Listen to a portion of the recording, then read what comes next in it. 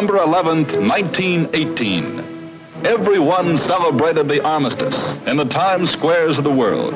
While victory flags still waved, America cut the Army Air Service 95%, making it a skeleton force. In France, our airmen had earned the admiration of the Allies, but economy only permitted a handful to rejoin the post-war ranks. Fortunately, among them were Mitchell, Brereton, Spotts, Arnold, and other future Air Force leaders. Many airmen, such as Captain Eddie Rickenbacker, left the service and adjusted themselves to the rigors of civilian life. A few became world famous, like Air Captain Fiorella LaGuardia. For those who stayed in, there was immediate need for their activities. To inaugurate the U.S. Airmail Service, which was pioneered by the Army, President Wilson escorted the First Lady. The Postmaster General picked one of us Army pilots to be the first to fly the mail. With the benefit of the Red Cross, the President had addressed a letter to the Postmaster of New York City. Witnesses watched the famous first airmail letter being posted. Lack of instruments and navigation maps made flying tough, but we hoped jobs like this would increase public confidence in our ability. With the mail sacked up and ready to go, Wilson and the pilot discussed the proposed flight. Meanwhile, the 4 mail sacks were stashed away in the open cockpit under the President's friendly gaze. Then the pilot climbed aboard, little dreaming that less than 22 miles from Washington he'd get lost. Later, the first airmail was delivered by another pilot who followed the railroad tracks to New York. Another Army assignment for men who stayed in uniform was Forest Fire Patrol. Quick detection brought about important savings in the nation's timber. But in those days, the one who most often captured the public's eye was the war-trained flyer who took up barnstorming. With a $50 surplus trainer and a complete disregard for the law of gravity, he worked in a drafty office only a few seconds a day. To wildcats like Howard Hawks, Roscoe Turner, and Stinson goes much credit for introducing America to the sky. Even the obsolete pusher, condemned by the Army before the war, helped popularize aviation, develop airfields, and add to the knowledge of flying. The crowds loved to watch the daredevils outdo each other with spectacular stunts.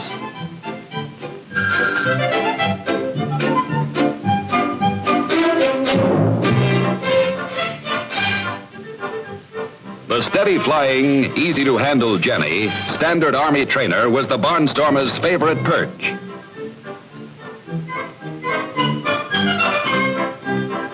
Although some of the more reckless civilian flyers gave aviation a black eye, most of them helped America lead the world toward the air age.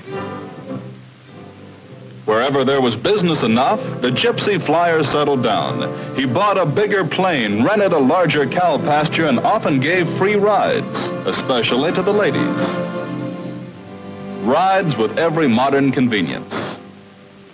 Eventually, there grew up the private intercity taxi services which flew millions of miles, direct ancestors of today's big commercial lines.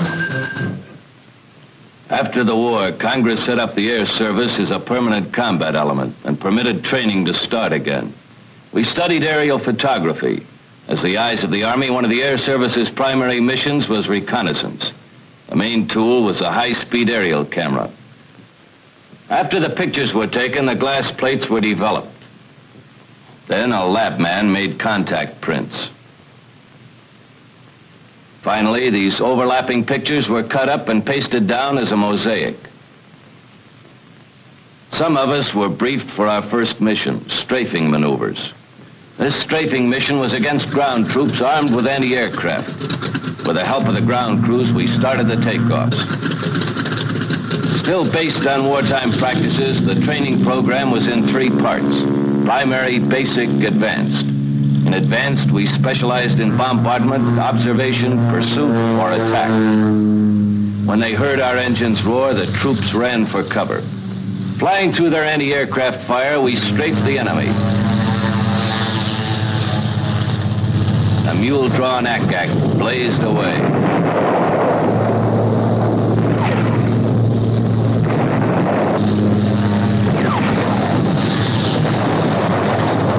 Army maintained an active, though limited interest in a lighter-than-air program.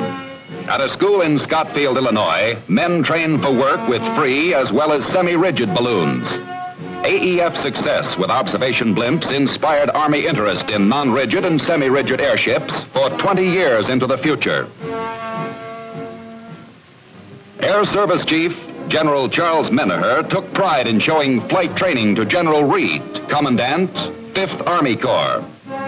Together they watched Major Carl Spott signal 18 pursuit crews to prepare for a mass graduation review. This was the big moment after more than a year of the toughest training in the world. As the newest members of the Air Service, they took off to do their part in building America's early air power. It was a magnificent sight to see these squadrons take possession of the air.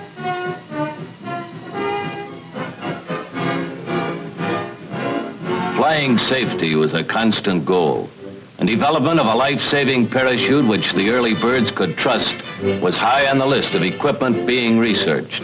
This test called for jumping off the wing backwards.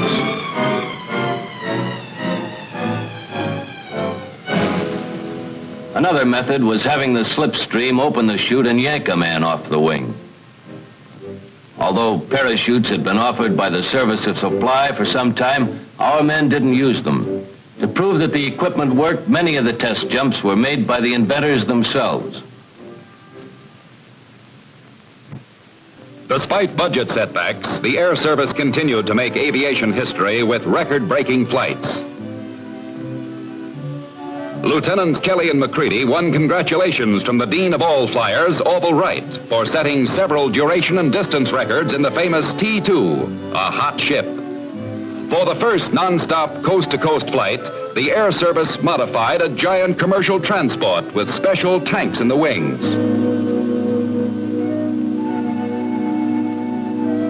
This was the third try by the same men in the same plane. 2 previous west to east hops had failed. In preparing the plane, 780 gallons of gas were pumped aboard.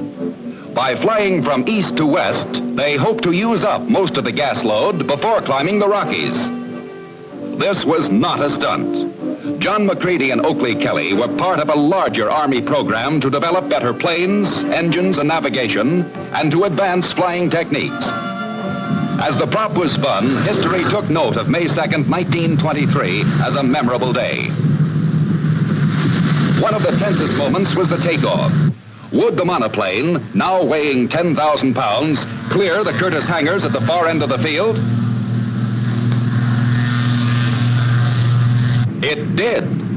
Throughout the 2,250-mile route, the pilots took turns at the controls.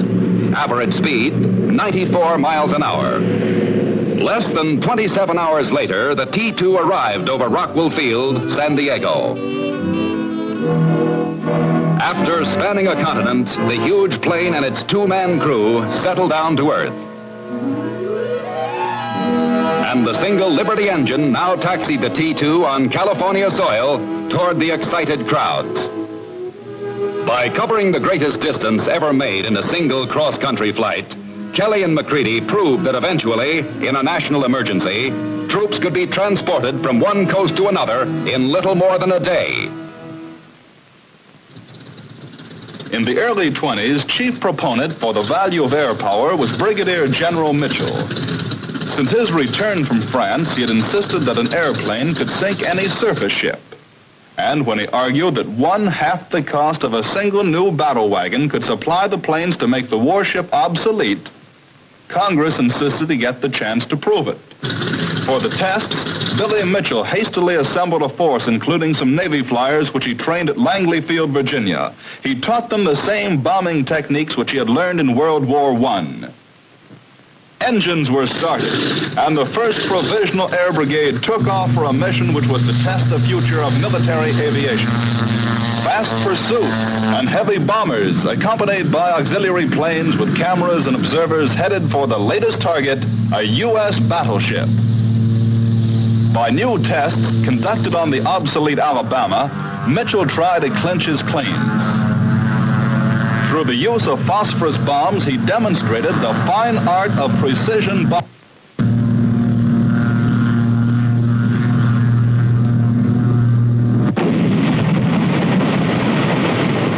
A perfect hit. This was expert pinpoint bombing. Heavier bombs were now prepared by the armorers of the Air Brigade, and the SS Shawmut radioed orders for the new takeoffs. Tower men signaled the heavy bombers, and again they displayed the same remarkable precision. But the Joint Board was still unconvinced even when more bombs finally sank the Alabama.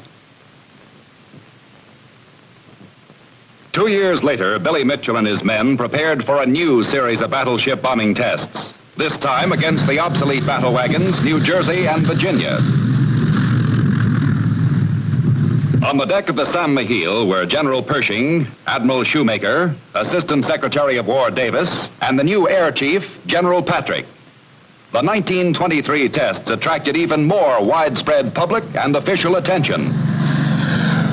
The target sat and waited for a 2,000-pound bomb to be dropped from 10,000 feet.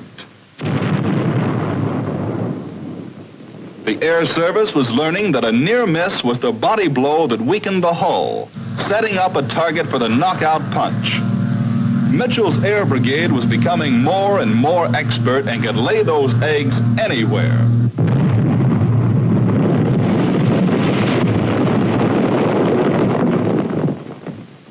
A photo plane recorded everything on film. The beginning of the end of a mighty warship victim of precision bombing. A direct bomb strike had cleared the decks and armor plate buckled like a tin can.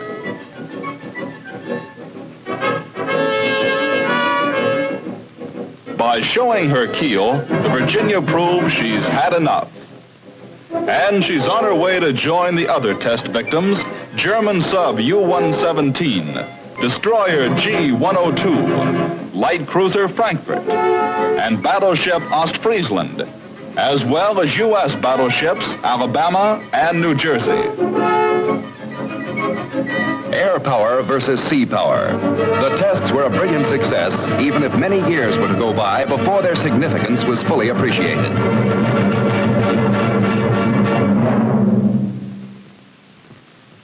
For 10 years after the armistice, the job handed America's Air Service was a secondary one, support of the ground forces.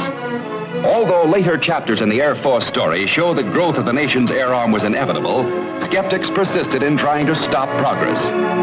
Thus, it was a slow and difficult climb to be allowed a more positive role in national defense, and eventually to prove, like Billy Mitchell did, the power punch of strategic bombardment and the peace power of the United States Air Force.